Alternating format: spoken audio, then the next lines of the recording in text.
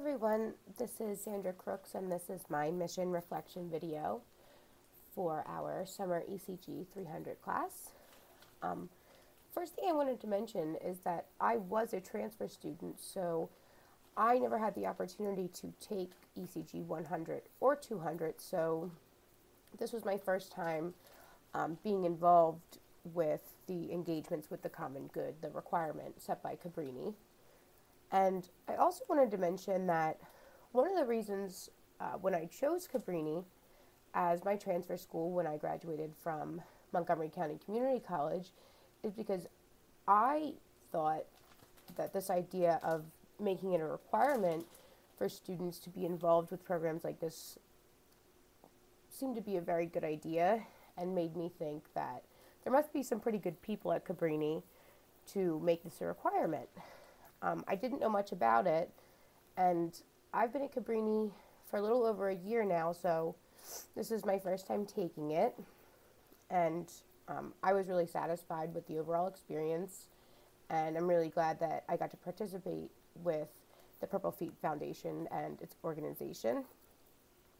In my draft that I had made for this, one of the points that I wanted to go over is that I am a teacher, and I do see the injustices in education. And, I'm not even at a public level or district level. I'm in with the little guys, preschool and pre-K. But I even see the gaps of quality education in regards to CCIS programs. For those of you who don't know what that is, it's basically government funded childcare so that parents in poor financial situations can get the funds to send their children to daycares or preschools or whatever it may be so that they can work. From what I've gathered, very strict regulations regarding this. There's a limited amount of schools that actually will accept CCIS students.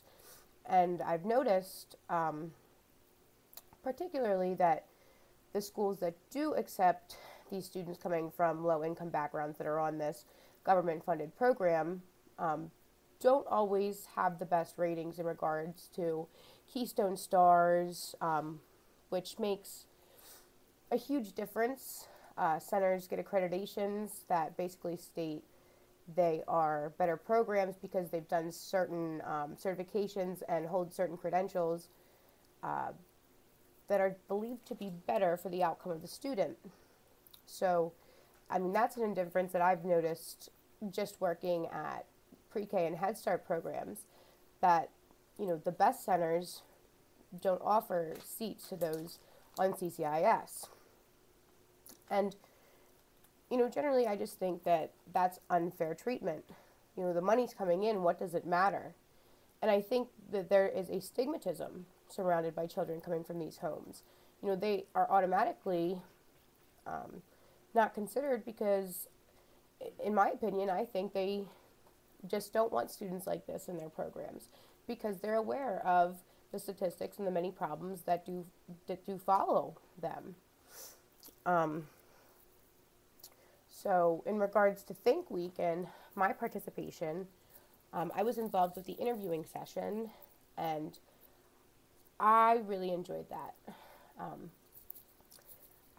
I said in my reflection, I had noticed there was a substantial gap in just reading and writing, and I felt that, my group, I believe the girl was 11 and I think the boy was 15, maybe 14, but I didn't see anything too challenging on that paper, so automatically, that is a huge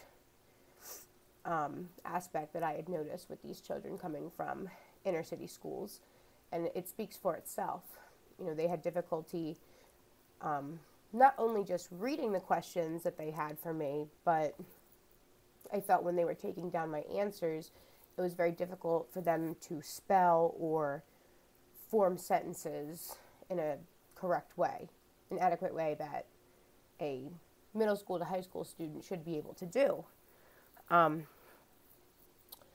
The other involvement I had with Think Week was I actually was present at the carnival, which was a pretty fun experience. And, as I watched everybody, I was in charge of the ring toss, got to hand out prizes, which was pretty fun. I could see how much that they appreciated something like this, and that this probably would not be available to them at home, considering, how grateful they seemed, to get a yo-yo or a piece of candy. I mean, it was a pretty good event for them. And I also think, although it might not have been this carnival, learning focused, I think it gave them the break they needed, to have a good time, after going through the week and going through each of the programs that were set for them. I think this allowed them to relax and reflect and think back on everything that had happened this week. And I also think, it would be pretty cool as a middle school or high school student, to be able to be in a campus dorm room and having this sort of carnival party. So I thought that was awesome, and I could tell that they all appreciated it. So the last thing that I wanted to discuss is just the significance of this particular ECG 300 class and the impact it had on me. As I said before, when I first learned about the engagements in the Common Good requirement in Cabrini, I thought that was awesome. I thought, we should make college students required to be involved with, different charities or organizations, just so they, are exposed to things like that. And especially for those who are unaware, specifically in regards to this class, the educational challenges we're facing. This did have a very big impact on me, and it, made me appreciate the education that I was able to have and the opportunities that were presented to me to be able to go to college and go off to a higher learning experience. I definitely think, with talking with some of my other classmates, that I could tell that they were not experienced in maybe working with children or anything in regards to education. I think one person had told me they were an accountant, so for them, I definitely think that this was very eye-opening for them. And, for me being a teacher and being aware of the problems that are already there, and for me to say that this impacted my life, and I'm glad to have participated in this class and be involved with the Purple Feet Foundation, and of course Think Week, I think many others in the class would feel the same.